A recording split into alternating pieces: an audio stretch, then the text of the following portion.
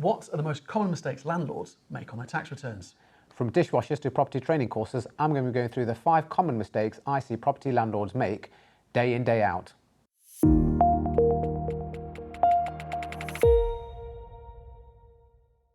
Hello and welcome to the Property Tax Show. I'm James Poyser. And I'm Nadeem, Head of Tax at Provestor, the property accountants.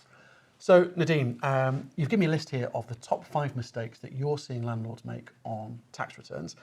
So let's just jump straight in. So the first one that you've said is that you're seeing people incorrectly claiming for furnishing, refurbishment and renovation costs.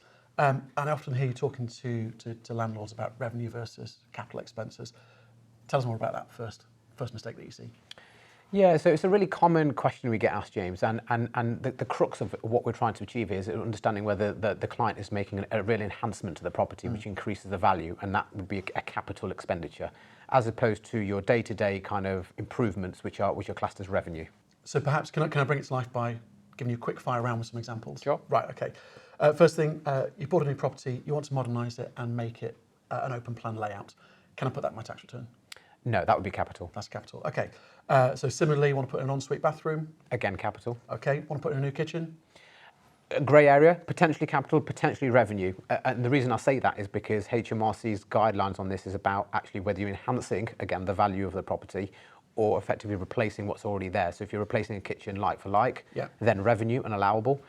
If it's an all singing, dancing kitchen that really upgrades the existing one, then capital. Right, got it. What about a dishwasher for that new kitchen? Again, if there was already a dishwasher in place, then you're effectively replacing, effectively like for like. If it's a brand new, capital. Okay. So then some of the smaller stuff then. I want to put new carpets throughout my property that I've just bought. Yeah, revenue. So you're ideally replacing what's already there. Okay, and painting, I want to get a decorator in to repaint the entire house inside and out. Yeah, again, revenue, so your mundane refurbishment costs. Okay, windows. So bought property, it's got some rotten single glazed windows and I want to put UPVC throughout. Can I do that? Yeah, so that's a good one. It's a tricky one. Again, another grey area, and that's because when you talk about like-for-like replacements, it's very difficult to talk about that in terms of windows, because generally that would be seen as a capital expenditure. Yeah. But the general upgrade now is to go UPVC post, wooden windows. So that would actually be classed as a revenue cost. All right, great. So I can claim that, put it on my tax return and get the benefit in that year. Yeah. Great. Final one. You just bought a property in an area and your letting agent said, actually, if you can let this out as a furnished let, you're going to do much better. So I now need to buy a load of furniture, so beds, sofas, wardrobes, all that kind of stuff. Can I claim that? Yeah, again, a very common mistake people make and believe that they can actually claim these kind of expenses back. And again, if it's the first time you're buying these items, HMRC's definition of that would be, again, capital and not revenue, because you're not replacing anything that's already existing in the property. Okay, so if I bought a property and already had tenants in situ and I bought it with all the furniture and I wanted to replace it all, can I claim that? Potentially, yes, because you're effectively replacing what's already in there. Right. Yes. Brilliant. Got it. Okay, so thanks. That's the first mistake we're seeing. The second one is property training courses. I understand a lot of landlords call us about property training courses because they're quite costly. So some people are spending £10,000, £15,000, really significant amounts of money on a training course, and they want to put it on their tax return and get tax relief on that. Can they do that?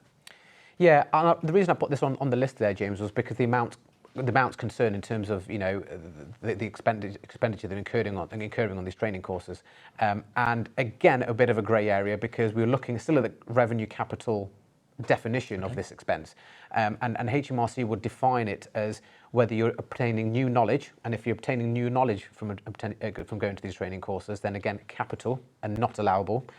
If you're going to the training courses just to enhance your existing knowledge, so you have already knowledge about the property course that you're attending, then revenue and allowable. Right, okay. So it's not quite clear cut. There's a bit of a grey area there on that one. It is a grey area. And I guess with the figures involved, when we're talking £10,000 to £15,000, you might want to chat to an accountant and try and bottom that out. Absolutely. And it's a very common expense than you'd actually think it'd be in the market. Okay, great.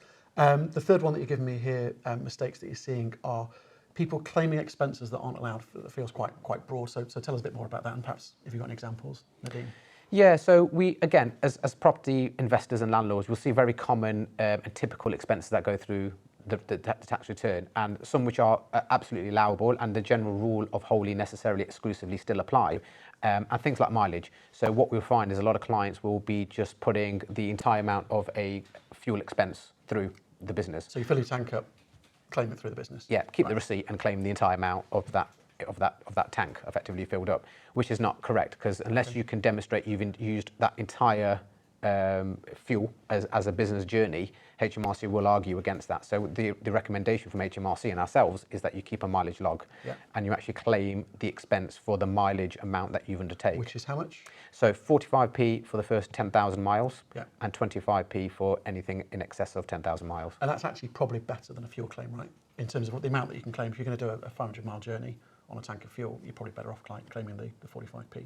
Yeah, exactly. So the 45p is designed to cover wear and tear on your own car. So it's actually designed not to cover just the fuel, but actually fuel, wear and tear, your insurance, and combination of all the other expenses that you incur. Okay, so that's a nice little tip. So that's one example. What other examples have you got of things that people are claiming that they think they can claim, but they can't? Yeah, so another one is use of home. So again, very common now with sort of COVID and people working from home, but actually typically a quite common one for landlords anyway, because they use their houses as pretty much an office for most of the year. And HMRC have what they have, their general kind of standard £6 per week standard allowance that can be used without you having to document. So no receipts needed? No receipts needed, yeah. Okay. So it works out to about £310 per year.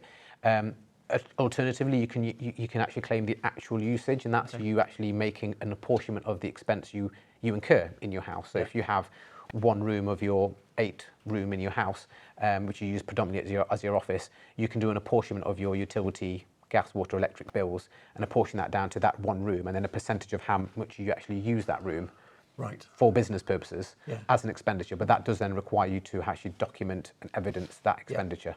So I guess you couldn't, so what you're saying then, you couldn't put through the whole of your home broadband costs and write that off as a business expense, is that right? That's right, and that's typically what we see with people making mistakes like broadband or their telephone bill, even though they use very, very small percentages of that in their business. Right, okay. Anything else on expenses, or is that it? Yeah, and one very small one, again, traveller's assistance. So people sometimes will sometimes abuse the traveller's assistance, using quite high daily rates to potentially go out and maybe view a property. So traveller's assistance, HMRC allow. What's subsistence? So subsistence is sort of your subsistence costs associated with your kind of business. So it's travel. If you go and view a property, you may come back and get a sandwich because you've gone for a couple of hours in the day, come back, and obviously you've missed your lunch, so you grab a sandwich on the way back. These types of subsistence costs that's allowed, is it? That's are reasonable, reasonable and fine. If you, of course, stop off and have a pub lunch with your family, etc., and the costs will become unreasonable, that's not what HMRC perceive. But if you drive from London to Manchester to view a property and drive back, for example, that will, of course, take you half a day plus. So the expectation is to have a reasonable subsistence expense in there would be allowed. Great, perfect. So you could get that balance right with exactly, that. Okay, great. So moving on, the fourth tip that we've got here is about people making a muddle of mortgages. And it reminds me of a friend who they moved out their primary residential property, and they bought their new home, and they hung onto that house and turned it out to rent, and they're on a repayment mortgage.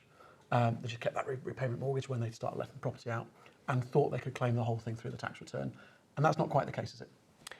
A very common misconception, James, and one we thought actually people would actually know a little bit better about, because, of course, in terms of what's allowable and what's not allowable, it's been very common that obviously the mortgage interest element is the only allowable deduction when you're talking about mortgage interests. Right. And it's a very common mistake, because you typically hear, oh, your mortgage is deductible, and not understanding that it's the interest element that's deductible. Okay. So if you've got a repayment mortgage then, so you're saying the capital repayment part of that mortgage, you've just got to disregard it entirely. Then you're left with the interest. So can I just take the interest and put it on my tax return? And yes, again, so yes, you potentially can, but now with the new rules of Section 24, which we've obviously touched on in the past, you then need to be careful and make sure you're not making any mistakes in terms of how that element is allowed for as well. So as we know, not all of your mortgage interest element now is a deductible expense as well. So there's two elements to this. One, which is the capital element not being allowed, and then actually the interest element being factored in correctly. So you're only allowing for what's now allowed. Right, okay, yeah, I understand. And we've obviously we've done quite a few episodes now, and we've spoke about Section 24 quite a lot. And this is the kind of the nub of this legislation, isn't it? Yep. So I think it's a good thing for viewers. Go back and have a look at some of our previous episodes on strategies for overcoming Section 24 as well. Okay, and the final one. So this one's quite an interesting one. It's a mistake / power tip, I think you said, which is not using, the mistake is not using a deed of trust. What's a deed of trust and why do I need one? Yeah, and the reason I put it down as a mistake is because, again, the conversations and the consultations I have with clients is that people are aware of a deed of trust, but still not using it for whatever reason. And a deed of trust is effectively just a legal document which 2 or more people can have in place to share the beneficial ownership of a property. So it's very common already in practice, and what you find is that husband and wife relationships typically have it more than just general partners, and it allows you to apportion the income between the 2 from a tax point of view. So if one partner is a high taxpayer and doesn't actually want to absorb all of the income, they can actually allow the other partner to take some of that taxable profit in the year to actually mitigate the overall tax on that property. Right, so my understanding is, so husband and wife, you own a property. I think the majority of properties, my understanding, are owned by husbands and wife partners. So by default, the profit is split 50-50 between the husband and wife. And if one of them has got other earnings and is a higher rate or additional rate taxpayer, there's the opportunity to use this deed of trust. They actually, rather than that being a 50-50 split, it's going to be and can you pick an arbitrary number? Absolutely, you can, yes. Yeah, and this is the tip, because actually it is pretty as simple as that in terms of you making your election between yourselves, your husband and wife, from a tax perspective, to make it as beneficial as you like. Of course, there are other things to consider in terms of mortgage, making sure you notify the mortgage lenders of the beneficial ownership trust in place. But the real benefit of husband and wife doing it is there's no transfer, there's no effective tax transfer, so there's no stamp duty, and there's no CGT to consider on that beneficial legal title. I understand. And like I said, it can really be beneficial for those couples where one is a basic rate earner, the other one's a high rate earner. Right, so you're saying that, so if you're siblings doing this, it's quite often that we see siblings who invest in property. You've bought the property between you 50-50, and now you want to change that to 75-25. You're saying actually that's not quite so straightforward, and you've got to consider basically selling part of your property and somebody buying it, and the stamp and everything that goes with that. Absolutely. So as part of the legal transfer, the beneficial ownership split you're doing, you are effectively handing over a certain percentage of the property. So if it is, like you say, sort of brother-sister, brother-brother, then you effectively are disposing a certain element, and normal capital gains stamp duty rules can apply. So again, getting some advice, it could just be just as beneficial for siblings to do, but getting some advice before you take that route with them. But if you're married, it's far more clear cut. Absolutely, yeah. Kind of, if you are married, you should be considering a deed of trust. Absolutely, yeah. And like I say, the reason I put it down as a mistake is because we have more conversations with the clients who are eligible to have this than not when it comes to husband and wife. Okay, brilliant. Thank you. That's how five mistakes. So thank you for watching this video. I hope you found it useful. If you've got any questions, add them in the comments below, and I'm sure Nadeem and his team, as ever, will be happy to help you out. If you've liked it, please hit the like button, subscribe to our channel. We make these videos on a really regular basis. So yeah, please do follow Provestor Accounts. That's it from us. Thanks for watching, and we'll see you next time.